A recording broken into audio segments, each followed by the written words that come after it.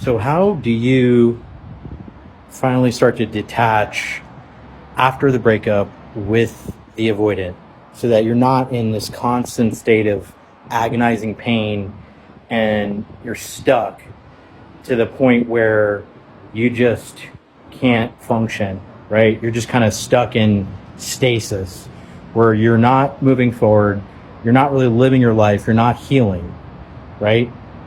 And the first step is to kind of really, like I said in the last video, you want to look at, what it is that you actually missed about the person. Because if you're honest with yourself, odds are that it's not the person you missed, it is the things that they provided emotionally, such as the feeling of purpose, the feeling of getting that need for validation met, that feeling of connection, that feeling of novelty if you were one of those couples that, like to go and do things a lot, or you were that person, right, that was always planning trips, or that was always like trying to think of things you could do or places you could go, or, maybe it's a restaurant or maybe it's another country, whatever it was, it was more fun because they were with you, right?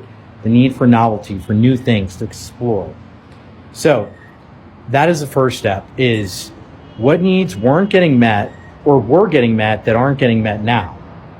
And then the second step is to really assess if there was really anything good about the relationship, and to really kind of focus on, and not demonize, but you want to be really real with yourself here and look at it and say, you know what, this person was never showing up for me in this area, in this area, in this area, in this area. And so I deserve better. And so because I deserve better, I need to get unstuck, and I need to stop hurting and pining for this person who didn't really even show up for me in the first place, because whenever I needed them, they were unavailable. But when they needed me, I was always available. And that's not fair to you. And it's not okay. And I want you to keep all these things in mind for when they do come back, because they will come back most likely. I can't say for sure, but from what I do know, anecdotally, from all the coaching that I've done and everything else online and in the comments and all these things, I see that most of the time, yes, the avoidant does in fact come back. But when they come back, they tend to breadcrumb you. So instead of you launching back into this diatribe about how you miss them and, or, you punishing them verbally and beating them down verbally, those are both not good strategies to employ. So that being said, the final thing that I really want you to work on and take a look at and focus on is when you start to detach, right?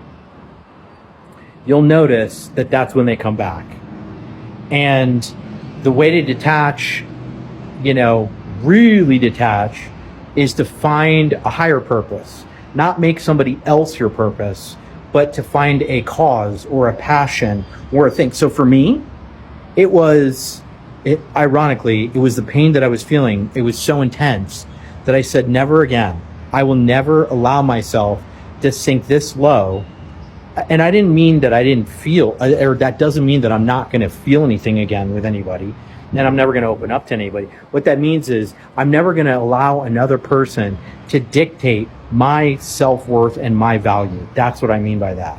And, for future reference, moving forward, when you find something, whether it's maybe volunteering, or it's a new career, or striving towards a higher position in the company you're already working in, or something that really lights you up and gets you on fire, something that's going to launch you out of bed every morning, that is going to be such a pivotal thing that's going to launch you forward and move you forward and get you unstuck. Because now it's not all about you. It's about the mission and the purpose. And that purpose wasn't this person. It can't be, right? So keep that in mind for future reference as well. But I hope all those tips help.